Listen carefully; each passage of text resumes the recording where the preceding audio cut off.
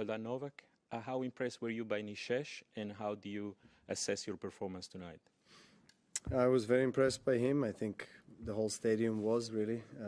That's why he got a great round of applause and appreciation from the crowd. They saw what he did on the court, and the quality of tennis he put in, the fighting spirit. So huge credit to him for stepping out on his debut on a Grand Slam and first time on a big court and playing the way he did play. So well done. And I'm sure, if he keeps going, as I said, on the court that this way, he's very young. We're going to see quite a bit of him in the future. He's got really great hands, just overall quite a complete player. Of course, he can always improve on the shots, but he already has a really good game.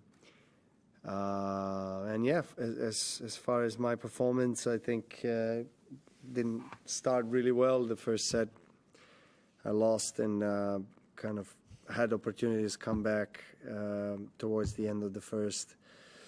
But yeah, I was probably a bit too passive from back of the court. He was dictating the play, and then yeah, the 4-3 second set, I played a good game, crucial break. I started to switch the momentum to my side. I served well. I think our service was good. Some shots in the game worked well in certain moments. In certain moments they didn't. So it was a kind of up and down, but I ended up, I think, the match in a good fashion, and that's, I think, something that it's important. It counts mentally for me for the rest of the tournament. Neil. Yeah, hi Novak. An Andy question. How much hiring Andy was the fact was his ability to analyse play during a match and now able to give you feedback during the match? And can you give us any insight what he told you tonight, what to do? Unfortunately, no, because we'll keep that between us. Yeah, we try to communicate a lot on and off the court. Before the match, we talked, before the warm-up, before the actual match.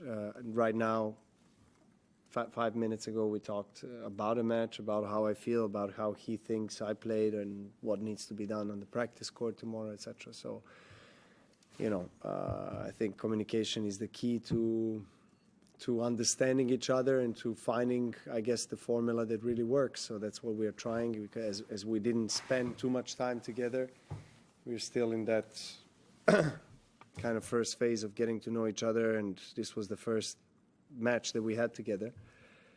And yeah, I really like the feeling having Andy as my coach in the corner from this year. New coaching stuff and player coaching stuff, seating, which is basically on the court in the corner, which allows me to hear them better.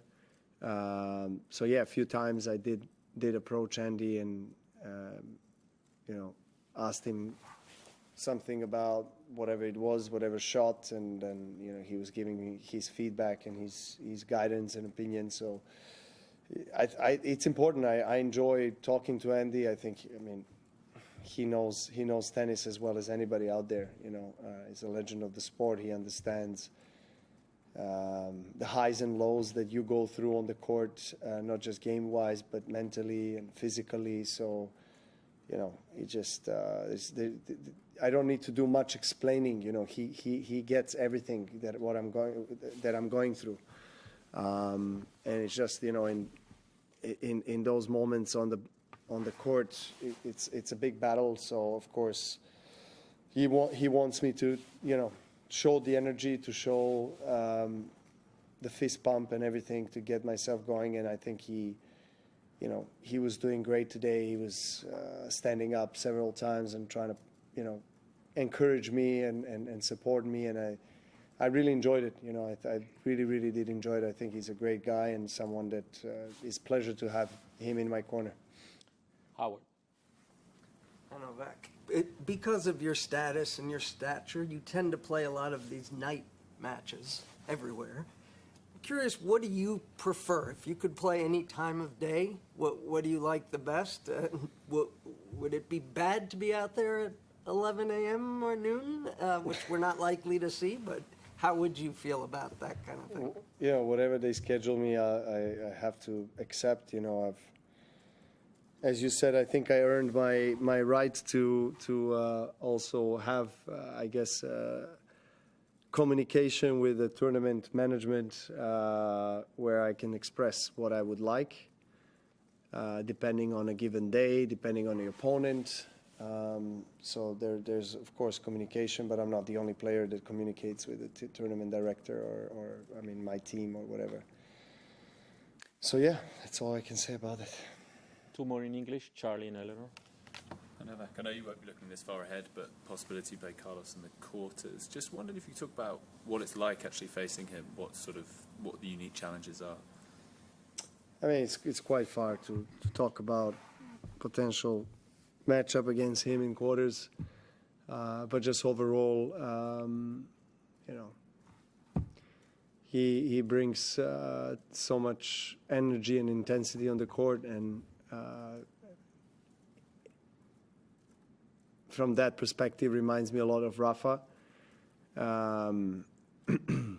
He's just such a complete player. He can hurt you from anywhere, on any court, on any surface. I mean, he has shown that his versatility is amazing. That he was able, for at such a young age, to reach that, you know, level of tennis, and I think mental maturity on the court as well, which is impressive and makes him one of the best players in the world the last, you know, 3-4 years without a doubt. I mean, he's winning slams every year now, consecutively for a few years in a row, and I'm sure that he's not going to stop here. You know, we're going to see Carlos in many years to follow. Helen. Novak, you said on the court that it felt a bit strange at first looking over and seeing Yeah. Andy there. I just wondered if you could expand on that a little bit and what sort of feelings went through your head when you Yeah, I were mean, first look, I mean, I did, of course, practice sessions with him the whole week before tonight's match. But, you know, it's different in an official match and center court, night session. The court on which we have faced each other, the opposite sides of the net, quite a few times, actually. I think we played, I don't know how many finals we played here, but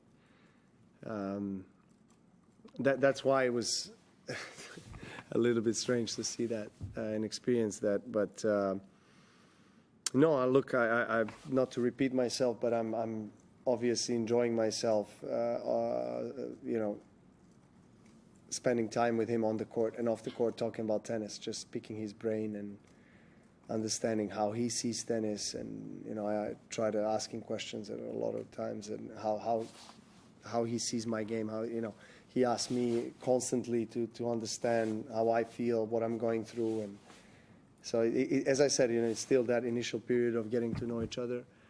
And so there's a lot of communication. But at times as well, it just, at times it's not necessary for us to exchange words, because we, you know, we just look at each other and we know what happened on the court, you know, whether it's in the match or in the practice session set. And he's constantly supportive and encouraging me, and he's brilliant with that. You know, he's like really, he cares a lot, and he's putting a lot of energy into trying to make me feel good on the court, you know, and I think that's what I need, honestly. Like I was looking for that extra motivation, so I definitely have it with Andy. Thank you. We'll do